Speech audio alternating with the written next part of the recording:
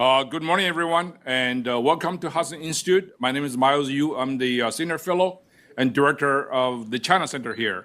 And this is a very auspicious Friday. Thank you very much. And I think, Friday normally is a day off, but thank you for your interest in the event.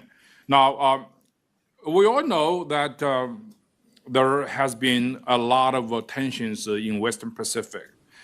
The focal point of those tensions is normally in Taiwan, occasionally in the Philippines and with Japan. The reason has been obvious. Obviously, China wants to absorb Taiwan. They call it the reunification or liberation. It's the same thing. Basically, China wants to take Taiwan, regardless of how Taiwanese people think. Now, we are going to talk about many aspects of this. One of the most important aspects of this dynamic is that the United States has committed itself to the self-defense of Taiwan through various long-standing diplomatic and strategic arrangements, not only with the people of Taiwan and government of Taiwan, but also with the government of China.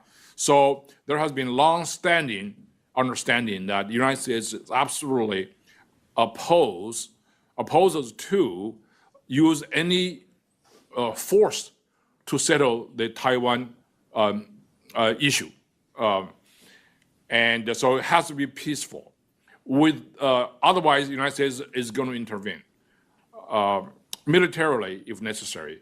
So that has been always the sort of the foundation of understanding.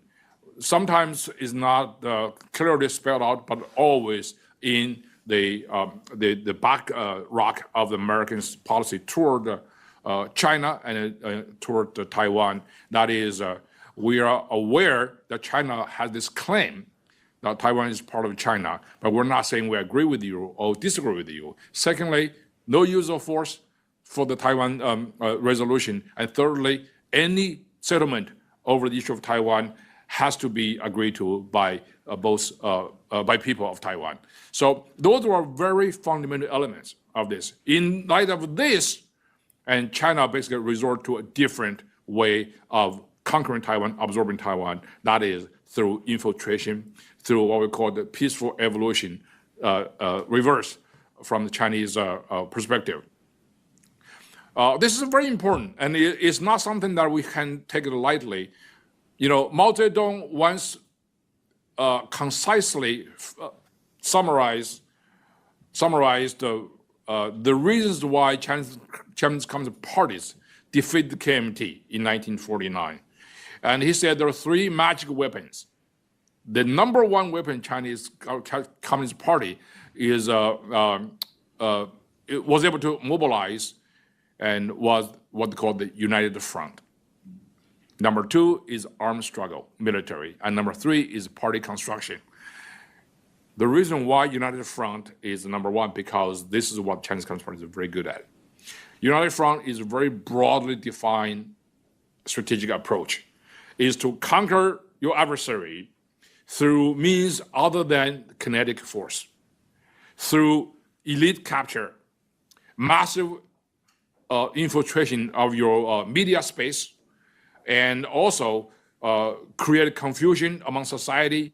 And particularly, it is very effective when your adversary is an open, free society, because openness is the strength of a country like Taiwan. But openness also is the number one vulnerability ready to be exploited by a country like China. So in this kind of environment, Taiwan was a prime target for Chinese communist infiltration. They control media, they control part of a lot of elite, and also control, most importantly, the key narratives over the issue of Taiwan, US policy, and many other related topics.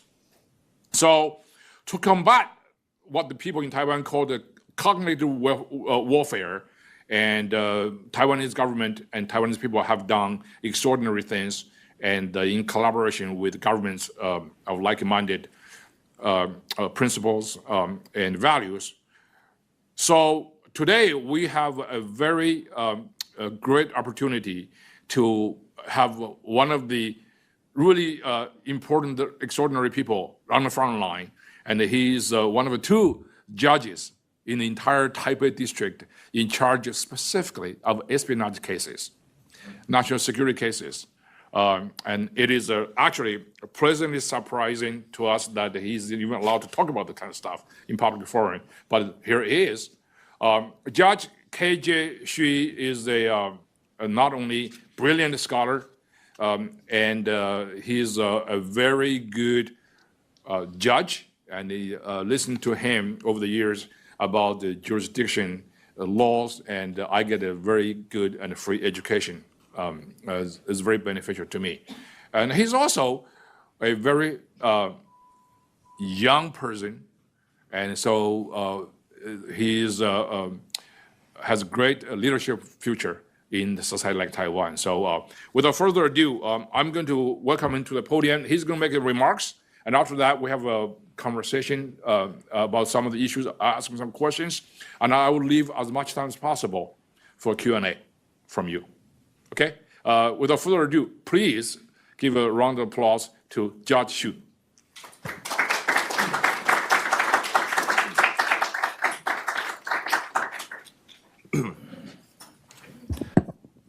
Yeah, thank you, Miles, and thanks for coming for everyone here.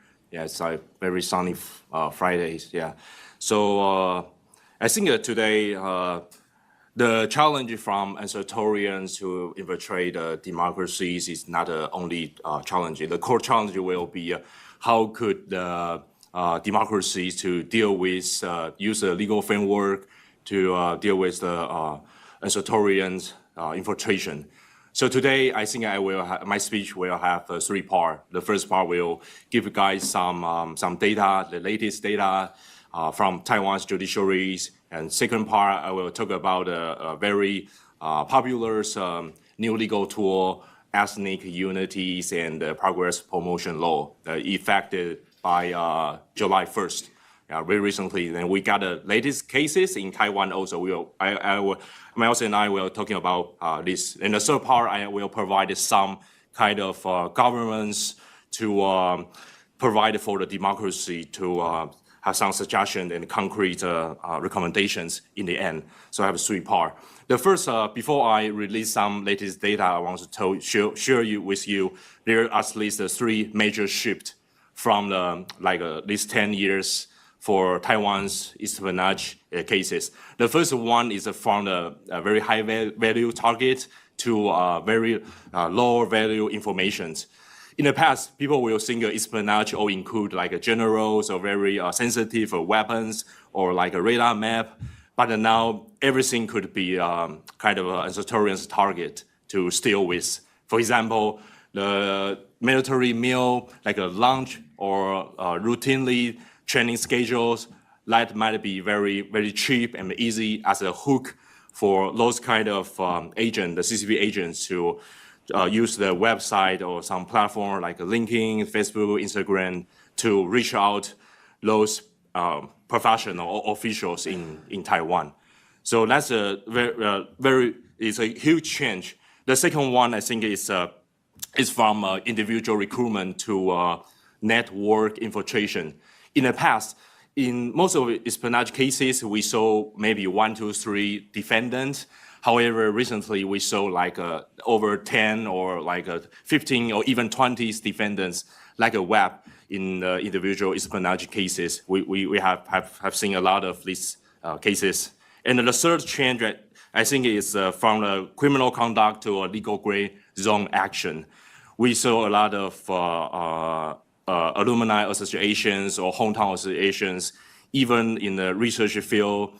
You might know, even in the U.S., when Mark Rubio was the Senate, he just announced a lot of a bill from 2018, used the system so-called research securities, because most of the time the CCP use like a J1 visa to have a lot of talent recruitment program. Somebody maybe know there's a Chiming programs or like a thousands talents program. So they use the legal way to test and to try the democratic system quite a lot. And I want to show you some data today. The number of people indicted by individuals in 2022 the number is 28. And in 2024 is 168 individual person indicted by the Taiwanese government, which involved in espionage cases. So we realize that is, and the latest data is in 2025, there's 101 persons indicted by the Taiwanese prosecution's office. And this might show some capability for Taiwanese government to realize the risk, because we saw the defendant increase, right? But also in the same time, I want to give you another data, which is a non-indictment disposition, which means most of the cases are non-indictment in the espionage case. So in 2022, there's 30 defendants, and 2024 is like 380. So in proportion terms, I think it's roughly like 40 or 50% people during the investigation process will indict after the investigation. And when it comes to the trial, only from the 80% to 90% will be guilty from all of those espionage cases. So in this number, you can see maybe we can identify some risk. However, it's not easy to catch them or to deal with those cumulative risk from the number. So I call this is like a legal fatigue, because even though we have the whole system, the legal system, but it's very difficult for us to identify or even prevent a lot of risk from those kind of espionage cases. Yeah, I want to give you an example. There's maybe 3 days ago, Iwata, the influencer was Chinese, and he transferred his nationality to Japanese, and now he's a Taiwanese in Taiwan. He got a hit after the speech. So, but when we look at this case, we have no any specific legal tool to deal with this case. We only use the normal, maybe like kind of a harassment or harm, no so-called transnational repressions legal system in this.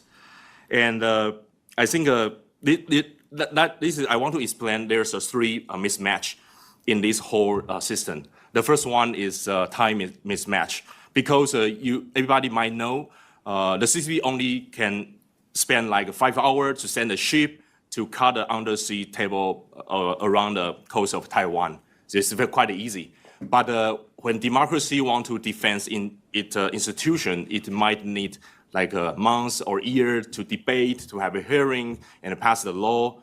Very, very slow. Yeah, and the second one will be the evidence mismatch. I think that's a whole the democracy will face. For example, if we don't have very incomplete system like a security clearance or evidence disclose process on the trial, most of the intelligence, they were not willing to provide a lot of evidence or so-called info to the court. And so in the end, the courts have less evidence, and then they will make most of the case unguilty. And that become a vicious circle, because if most of the cases are unguilty, the intelligence will not provide more evidence or info on the trial. So that's evidence mismatch for the espionage protections issues. The third is authority mismatch.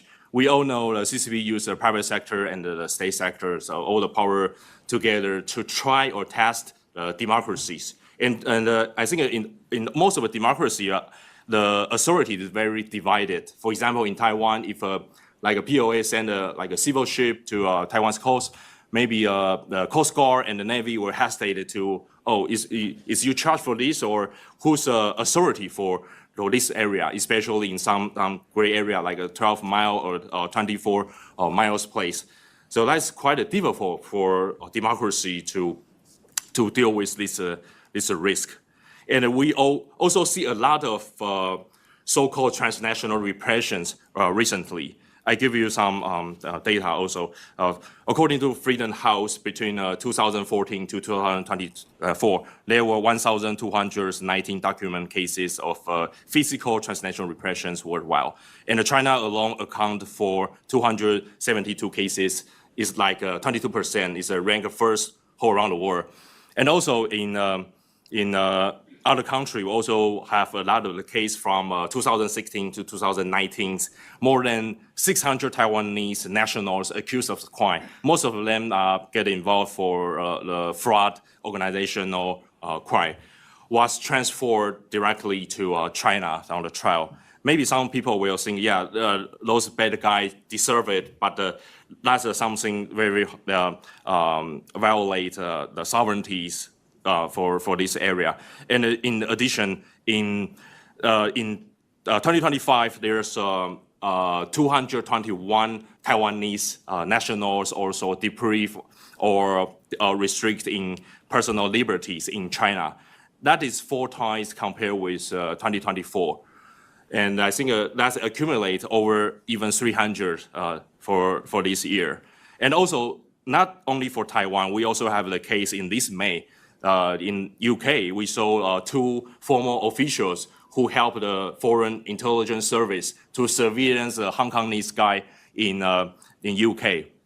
And also we saw the Acadia's cities in California. There's the former mayor called Alan Wang, also as an agent to help the CCP propaganda in the past. So we face a lot of threat. It's not easy to detect. Even more, CCP used the new legal tool in this July 1st. They have ethnic unity and the progress promotion law. This law is quite a new, but not very new. But I mean, this law also shows nervous from the CCP, because if we compare with the legal warfare for these 20 years, we might find in 2005 there's anti-secession law. Only 10 articles and very simple. Yeah, they made an example that which is if Taiwan declare of independence, they will use the force to unify Taiwan. And this time they have almost 10 articles for this ethnic unit progress promotions law. And it's very interesting because everyone might realize there's a preamble on this law. Most of the time, only PRC constitutional law have preamble, but this law is very unique. They do have preamble and have a lot of narrative kind of warfare to teach the people in domestic and teach and announce some propaganda to the world. And most interesting is for the Article 20, there's an article show the parents, they require the parent to teach their children to love the CCP on the article. So it's very clear, it's just pretending the ethnic unities, but on the paper, but in reality, it's the kind of narrative warfare for the CCP to progress their intent. And compare with the opinions for the punishments for Taiwanese independent diehard in 2024, that's a little bit similar, because in the past, people might think if I'm not support for the Taiwan independence, then we might be okay, right? But so the CCP surprised everyone, because when the ethnic unity law released, people realized in the Article 63, if you have divided or intentionally to separate the ethnic unity, you are commit a crime of CCP. And any individual and organizations aboard of the China, you will get about in. So I have a joke. All of you and I, now we are break of the law of the this ethnic unity law, because we are trying to separate the CCP and the Chinese in the Mandarin of China. So, I mean, this law is actually the CCP kidnap for all the Chinese cultures and the great motherland and the Chinese people, quite a lot. So for me, I think when we face this challenge, it's not easy, I know, but we still have some structure for the democracy to deal with. I have at least 3 structure for the whole democracy, not only for Taiwan. The first is the early warning system, because we might know it's not easy to detect of those cases. For example, the influencer just in this week, the influencer who hit by the Hong Kongese guy, and in 2 years ago, there's another people, they have the pen attack. They just flew to Taiwan in the midnight and use the pen to attack the victim's house. Then they just leave in the morning. So it's very quick movement in this. So if we can identify some people or organizations and it's a transnational platform, then we might identify some people is very suspicious and prevent another victims be harmed.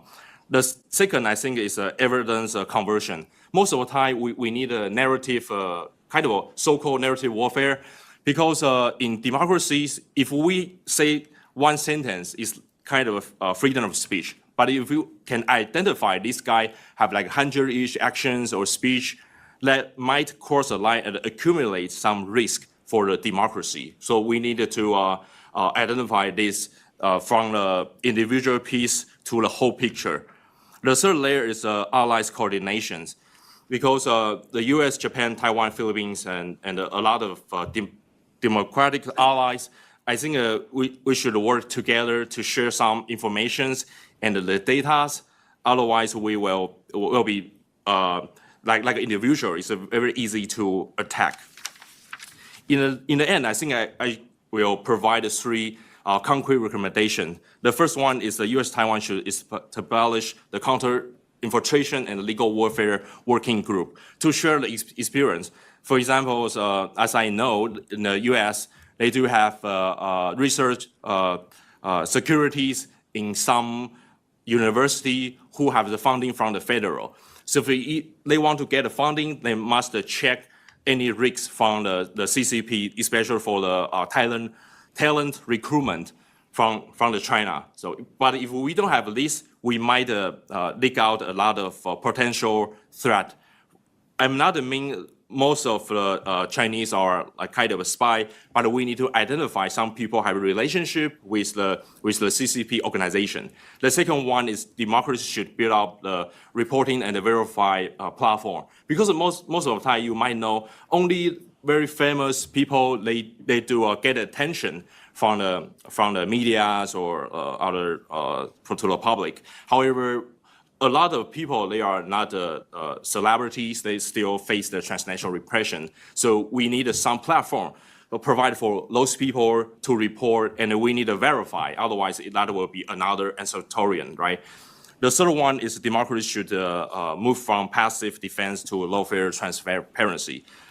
When I do some research for ethnic unity and the progress promotion law, I found that there's a lot of contradiction. For example, for Article 15, in the periods of the article, it say they need to protect the majority of ethnic language, and in the end, it say CCP should standardize the teaching systems or the language system like that. So that is not a true respect for the ethnic in the mainland China. So if we should do more kind of legal warfare to domestic of China, to tell the people, to wake them up like, hey, the CCP kidnap you guys. Because sometimes in Taiwan, people will say, oh, we need a, maybe some Taiwanese want like Taiwan independence and don't care about anything about the CCP. But the CCP do have a lot of contradiction, even by by like this law. So we should take advantage of this. The second thing is that we should have export more information like overseas asset from the CCP, the officials. That doesn't mean that we need more harassment. It's just a transparency to make the domestic Chinese to realize what happened to all of these truths. So I think the CCP has learned how to exploit at least 3 gaps between the freedom and the securities, and the gap between intelligence and evidence, and the gap between the domestic law and the cross-border action. So now the question is never whether democracy can fight infiltration. The real question is whether democracy can govern infiltration within framework of the rule of law. I think Taiwan is not only the stand-alone. Taiwan is a kind of a warning system provided for the U.S. and the democratic allies to deal with the insurrection's infiltration. Yeah, that's my remark today. I'm looking forward to the Q&A section. Sorry for my kind of jet lag. Thank you. Right. Thank you, Mark. Please. Okay.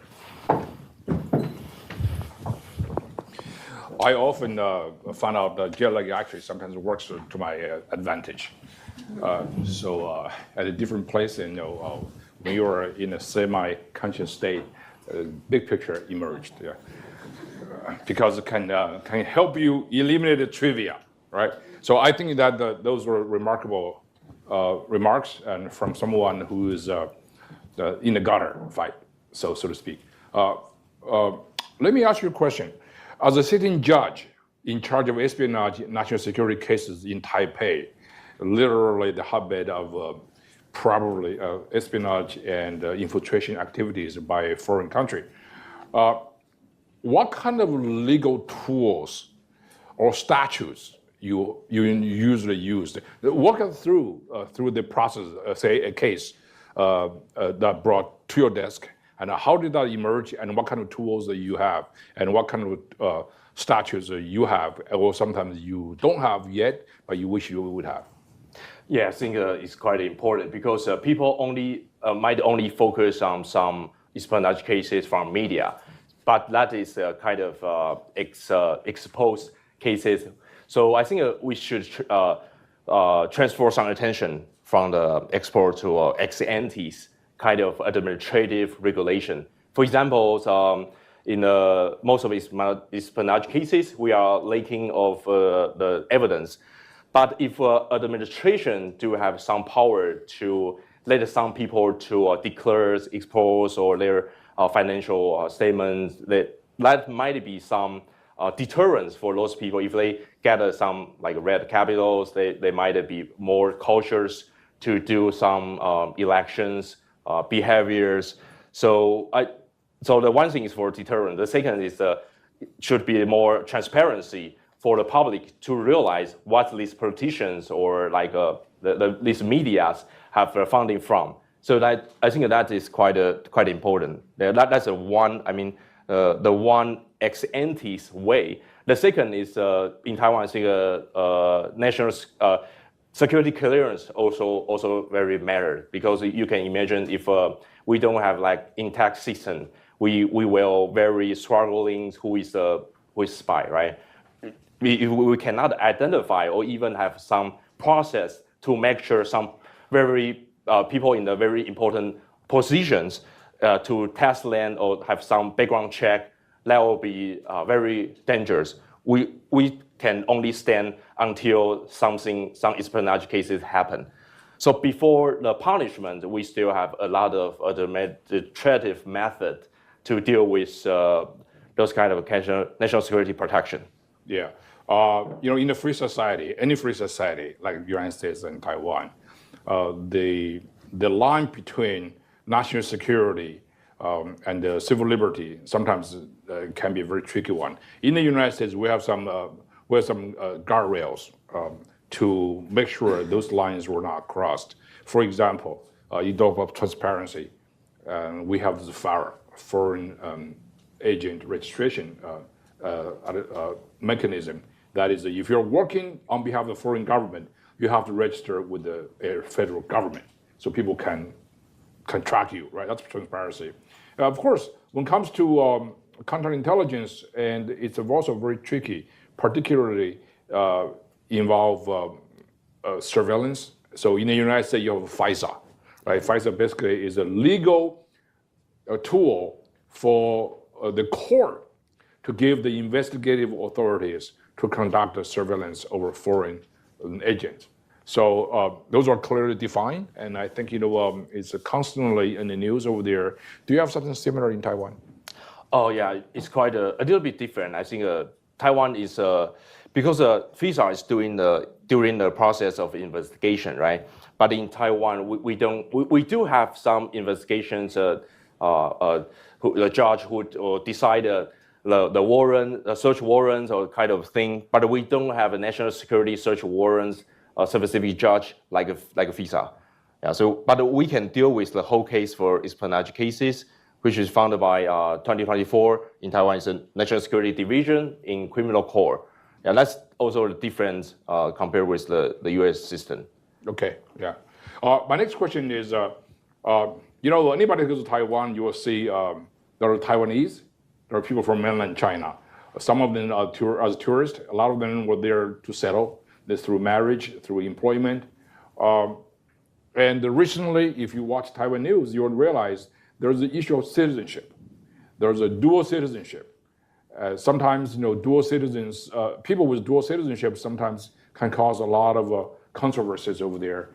If you live in Taiwan, you have Taiwanese passport, but simultaneously you also have Chinese passport, and then this person might say something very much in line of Beijing, right? So, and then people figure out, hey, this is a dual citizenship.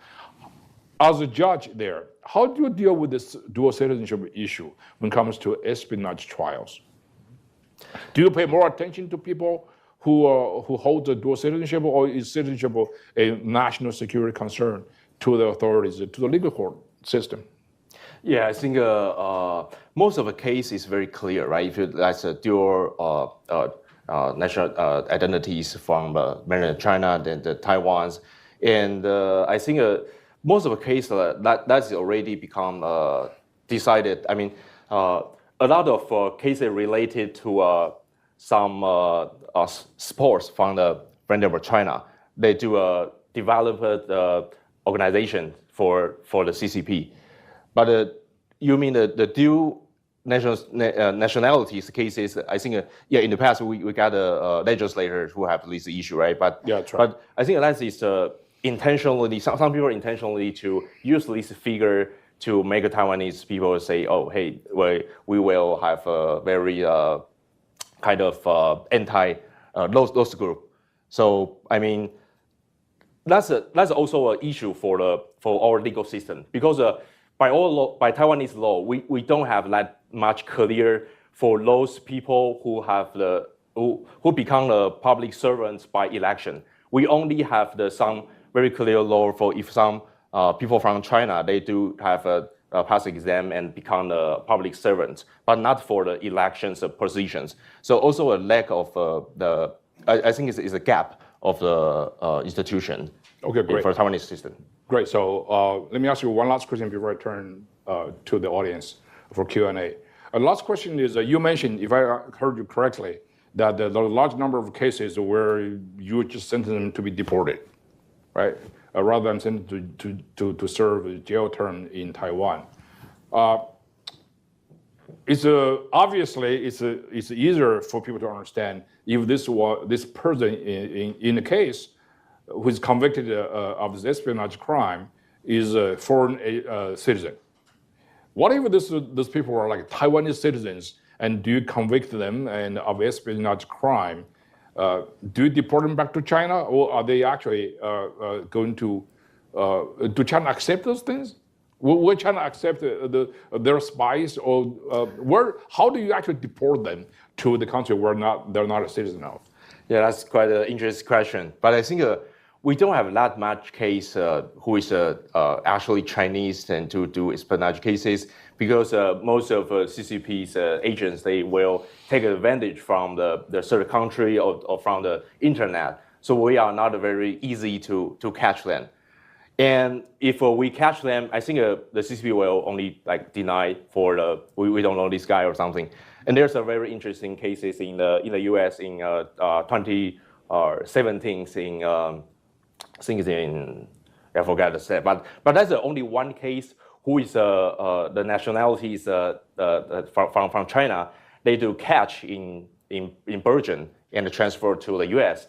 And I think it's in 2022. And this guy sentenced to 10 years around, yeah. But after 2 years, they got the criminal swap with the U.S. government, the CCP, and the China swapped this criminal. So that's quite interesting. During the time on the trial process, the CCP denied this guy is our spy. But when some exchange deals happens, they will say, hey, we need this guy. So it's quite an interesting cases in the past. So they always use like double tricks to deal with espionage cases. Yeah. Well, I have one question, but I will not ask it. Deal with large number of Chinese females marrying Taiwanese men, and that is a very interesting. It's pretty fecund territory to have some kind of money honey traps over there. But I don't want to be generalized over there. But recently in the news, a lot of cases involving this particular demographic group, right? But let me just turn to the audience, see if you have any questions. Please raise your hand, identify yourself. Right here. Oh, well, thanks so much. Just a second, where's the microphone? Yeah. Where's the microphone? Yeah. Oh, sorry. Yeah. Thanks so much. I'm Maya Moranto, a recent graduate of Harvey Med College, and I was just wondering, so you mentioned that like a lot of the cases have gone from more like high profiles, like more like I don't know, like weapons and things like that, like military secrets in that way, to like more like kind of like low hanging fruit information. And so I'm curious if you could talk more about that shift, if I understood it correctly, like over what time frame and like why that occurred. Yeah, I think maybe the benchmark is during the pandemic because the internet is very convenient for everyone to access, right? So in this case, I think when the city agents, they found that's a very easy way. They don't need like face-to-face exchange. They only use the internet. They can get some portfolios for their organizations. So and spend very little money. When they found that these people is very potential, they will transfer to like a high rank agents might in the future or during the process. So they are doing with this, and also they also take advantage for this kind of I call like a junk intelligence, because they can use this as a street warfare, like a public opinion warfare or psychological warfare. They say, hey, we even infiltrate your Ministry of Support, so surrender everyone. You have no chance to win this war. So that's one strategies for the street warfare in this trend is change. They found that it's very useful for them to conduct with. I'm going to abuse my right as a moderator here. How do you distinguish your court, which is a civilian court, from the military tribunal that deal with cases of military espionage? Actually, after 2014, the military tribunal transferred the jurisdiction to a common court. So that's only the draft. Yeah, still pending, and I have a lot of discussion whether Taiwanese military tribunal should transfer again from the common court to ministry's organization. So we are doing. For me, I do two specific cases: national security and military cases. Yeah. He can't handle the truth. All right. Yeah. Good morning, Kyle Lamborn. So I've got two questions. One, what are the range of motivations behind the folks that are committing the espionage?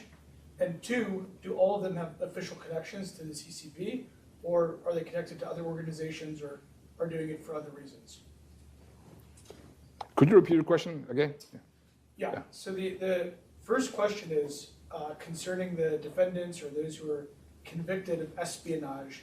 What are the range of motivations behind why they're committing espionage?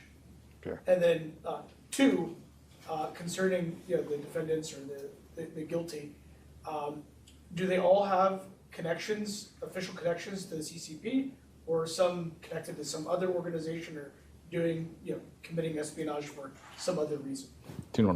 Yeah, sure. Okay. I think for first question, the motivation is very diversified. Yeah, a lot of research for this. But I think recently, most of defendants, they leak out secrets or confidential document. They just treat this document as unimportant. So they say, hey, I can exchange money. I don't think that is so severe or so important. So most of the time, I think education matters. So how can the individual organization identify how important of the whole document or information in every democracy? I think that's also quite important. And also it's like a fishing, right? If they just hook you by a very cheap price, then you will be threatened from the CCP agent to coerce this guy in the government to provide more documents. So it's like a hook. So I think in the beginning, most of the CCP agent, they will use say, hey, you just give us some report or some open data. It's okay, anything is fine. I will give you like $100. So use this like the law of a hook to make those people to work for them. So that is the new kind of a new way. They are not only directly target for the confidential document only. They will use this way to collect more information. Yeah. It's also one of the second question. Are all of these people, so you mentioned like a CCP handler, are all of them working directly with the CCP, or so are there other organizations or other reasons that people do? I think that's one of the evident mismatch, as I mentioned, because it's not very easy to link an individual to the kind of state organization. But sometimes it's very obvious. For example, on the trial, we might use like a Baidu to search. Oh, this guy is belong to some organization. It's just right there. Not from the Google, but from Baidu, we can have some thing to identify it.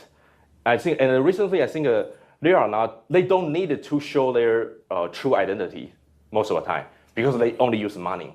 No matter who you are, people will say, yeah, give me money, then I'll give you something. Yeah, so that's a different, it's a new trend recently. Okay, let's just try this one. Front, please, yeah.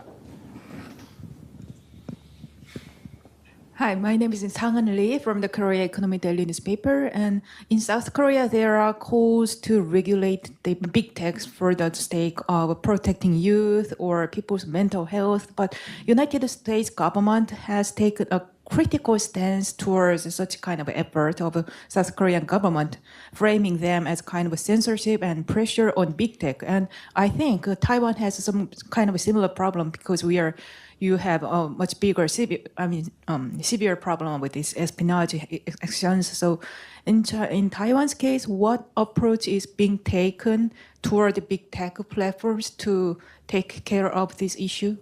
Big tech. Big tech. Sorry, let me drink. I'm waiting for a long answer.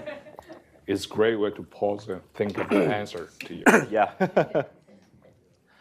Yeah, that's also a good question because, sometimes from the private sector, like a big tech, they don't think national interest is quite important. They only care about the business interest, right?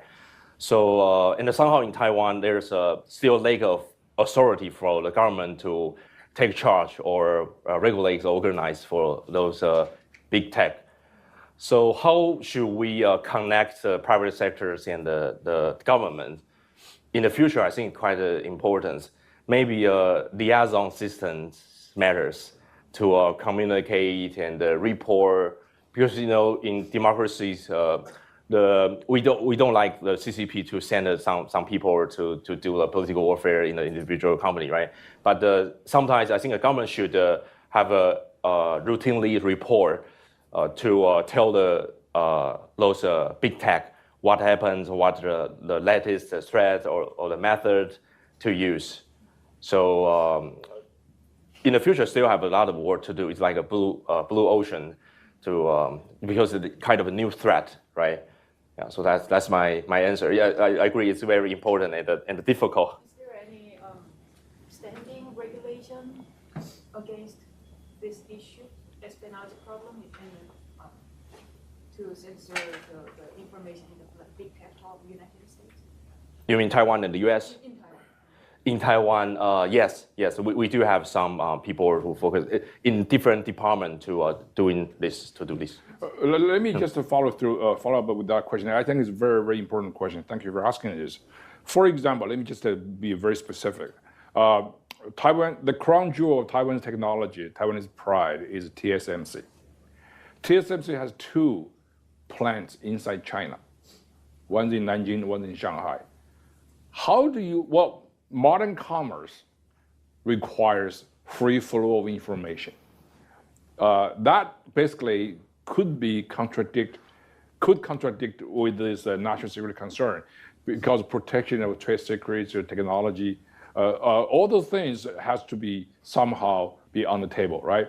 How does Taiwanese government, a Taiwanese company, deal with this possible transfer of technology of highest degree from, say, TSMC to Chinese plant? Because it's one company after all, and not to be exploited by the Chinese government.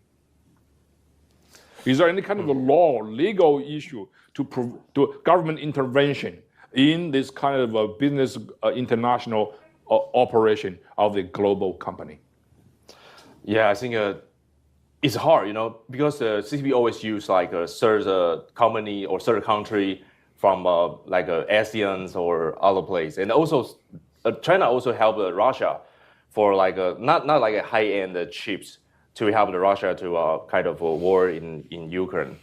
And that's the one thing. You cannot identify any companies around the world say, hey, you cannot transfer. So, I mean, export controls still matter. And in Taiwan, we really kind of a lack of this system.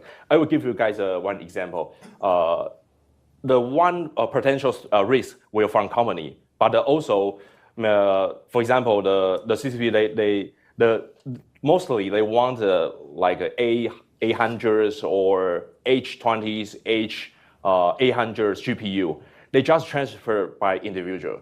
So how could you identify those individuals to use like a check-in luggage or the mail to transfer to China?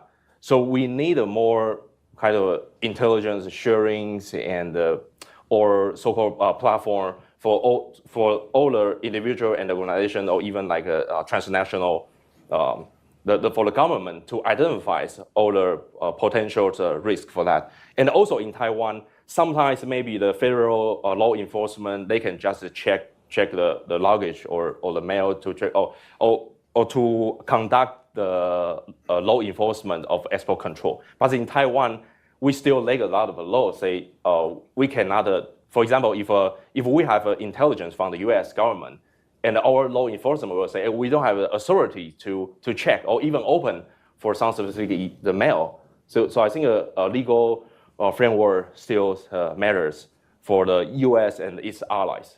Yeah, I think the reason that this is such a important issue is because not just because of the distribution process. We're talking about sales of finished chips.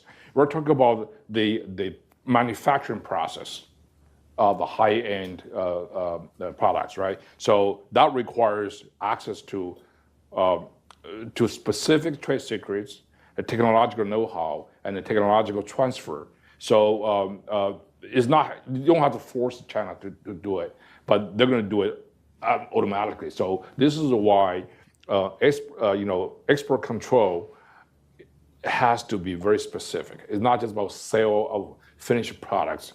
China may can just reverse engineer it, but in the process itself, we have this taking a great risk. It's not just TSMC. Apple has the same problem, right?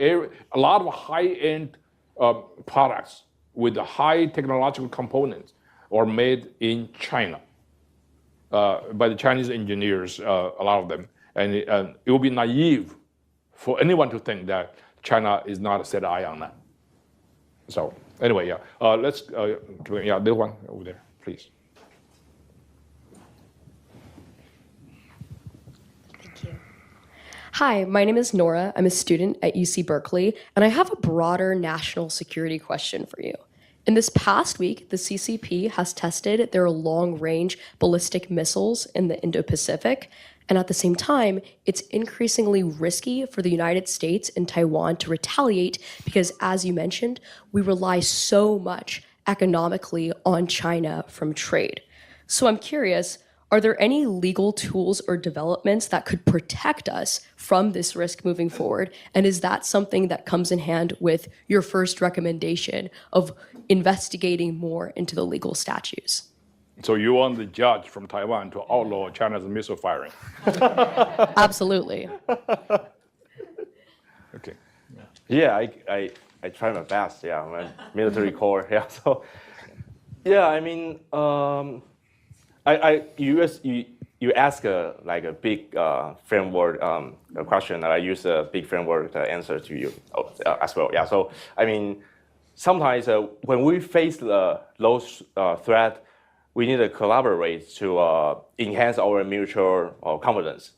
So maybe somehow we need a more kind of talk or trade 1.5 activities, or like we stand together to condemn something. But I know that's not very useful in reality. But somehow, if we have the same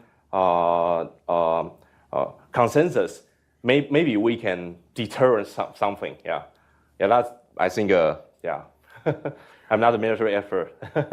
Deterrence is actually very, very key here. I mean, you don't expect China will follow some kind of international law. I mean, there was a 2016 ruling by a legal court out of the heck about China's claim in the South China Sea. Basically, it says China's claim is totally unlawful. China doesn't care about that. They carry on as if they would be the author of any law they want. I mean, about test firing, that's a very interesting thing, because there are some international regimes governing nuclear non-proliferation. There's also the issue of lawful prior notification of countries affected. There are also the particular security measures to be taken, right? For example, you have to take care about the civil aviation safety and fishing safety. All the things China basically, they don't care much about that. So this is basically is a behavioral rogue regime that basically is, in addition to law, we must use other means to change the behavior, and that means basically the most effective way is deterrence. Okay, this corner is underrepresented, so please. Thank you. My name is Okuma from Japan's Kyoto News. So you said they use the legal way to try the democratic system. So how do you think Taiwan should respond effectively to such a complex issue in coordination with like-minded countries like the United States or Japan? Thank you. Oh, that's also a big question for me. Yeah. I think Taiwan can provide some leading case and some experience because everybody might know Japan also have some national security reform this year for National Intelligence Bureau and the anti-espionage bill recently. So I think we can provide some what we don't have and what we have to exchange the institution, and sometimes I think. Also record to the previous question, narrative also matters. If we expose more cases, people will think coordinated warfare or transnational repression exists, not only for the political warfare between the politicians. So more talk and more expose for the real things to the public, because I think everyone kind of care about this issue. So you might think it's like a common sense, but to the public, they just don't care. They think, oh, we only need to earn money or something. So if we have more narrative for the public, it's quite useful, especially in Taiwan, because Taiwan's society is very divided, and the city always take advantage for this. Even for this time, the influencers hit by the Hongkongese guy in this week, I think they intentionally used this guy as the first case after the ethnic unity law effect by July 1st, because this guy is from China and was Japanese and now is Taiwanese, and speak a lot of statements related to kind of the pro-Taiwan's statement. So yeah, so in the future, the narrative from the public sectors or private sectors still matters. We need to stand together and announce to the public. Is anybody familiar with the case he's referring to? So there is a gentleman of Japanese or descendant, but he's now Taiwanese citizen. His name is Akio Yaita. He was giving a talk last week in Taichung. There is a gentleman from Hong Kong, and he walked up to him and swung this big, just hit him in the face, causing physical damage, literally. And so this is right in the aftermath of the Chinese ethnic unity law taking effect 2 days earlier. So the judge was saying that this might be a case when China wants to enforce that kind of a law. In other words, ethnic unity law is one of the most outrageously ridiculous, stupid law. Because it says anybody who say anything or do anything anywhere in the world that cause the Chinese ethnic unity, basically meaning the kind of a unitary system under Communist Party, and will be prosecuted by this law. So this is a transnational repression in action. So this is what the judge was talking about. And I think, to follow up with his point, my personal experience tells you that whatever is going on in Taiwan would have enormous implication to the rest of the world. Because China is not just going after Taiwan, it's going after everybody else. So Taiwan is the front line. When the COVID hit, I was in the government at the time. We got the first and the best medical intelligence from Taiwan. They were really, really good, right?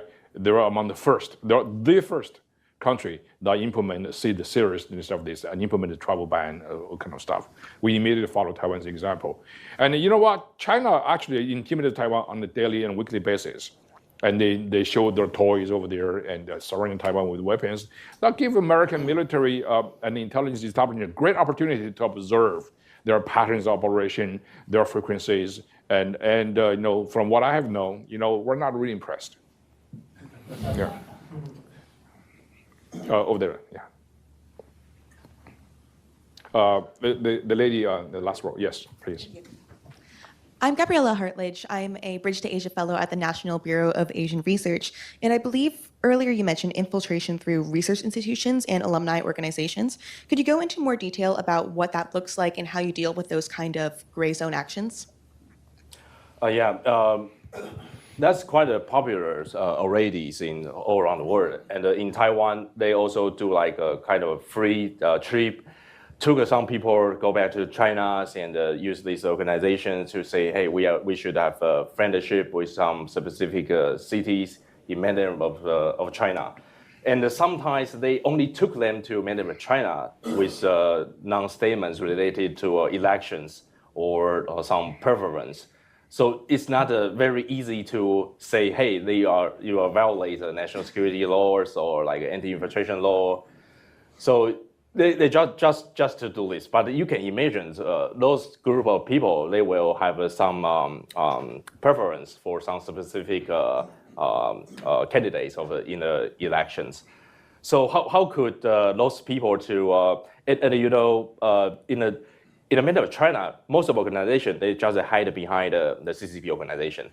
They will use various indirect connections for them. So it's not very easy to identify both of sides.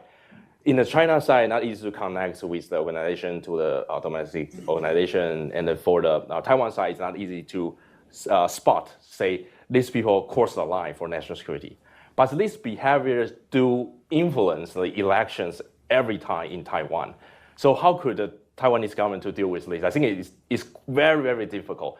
And it's very political issue. People will say, oh, you had China, so you need to ban people to go to China. So we got a lot of trouble for this. So, I mean, to figure out, to solve this potential threat, I think the best way is to use the administrative kind of a list. Not a kind of blacklist, but a risk list to tell people, or maybe this organization have too close to the CCP organizations, and if the administrators have some info, maybe in the future, if those organizations cross the legal line, it's easier for them to do investigation. So that's what I mean. The previous administration's method even better than the later punishment. Okay, we have time for one last question. Over there, gentleman over there. Next. Thanks. Miles, you were in charge of COVID after you started working for the government. I was in charge of investigating the origin of COVID in the initial effort of government. That's when I was at the State Department, yes. So C-SPAN had a guy on Washington Journal a couple of days ago, James Robbins. He said Taiwan could make themselves more of a porcupine with germ warfare and drones. So the Chinese have lots of the labs that synthesize DNA and RNA. So Big Pharma defers to them. So there was censorship in the United States, and there still is. It's like the Fauci Unification Church. That you have to say that didn't come from a lab. But the guy who had the debate was a zoologist, Jeremy Farrar. He, instead of the CDC. Do you have a question? We are running out of time. Okay, so how do you see the arms race for bioweapons and countermeasures, and with China hiring a lot of scientists? It used to be you couldn't release certain books. Now they just hire the scientists to write the books. Yeah, because that's a very, very long question, and let just give you a very brief answer to that question. Apparently, it's direct to me. Biomedical research is necessary only for the benefits of mankind, right? To cure illness and to prevent the pandemic. Unfortunately, in the country of China, whenever you have any advance in biomedical research, the military will immediately take over. They see the potency, the utility of those viral research, and this is the case of the COVID. The lesson we have to learn from this. The Chinese military biological weapon development is really scary. Anybody who cares about the future of mankind should really, really pay attention to this. I'll just say that. And today, we have the great opportunity to have discussions with the gentleman who is in the driver's seat against the Chinese infiltration in Taiwan. Now, Taiwan is not just one particular region of regional significance. It has global significance. So hopefully, when we deal with Taiwan, deal with the Chinese communist infiltration issue, espionage issues over there, hopefully we all learn from the cases in Taiwan, as we have, in many cases right now. Learn from that. We learn from each other, I should say. Thank you very much. I would like to particularly thank my program manager, Colin there, and then my three wonderful interns, summer interns, Elliot, Sophie, and Richard. And thank you very much, and thank you for coming, everybody. Thank you.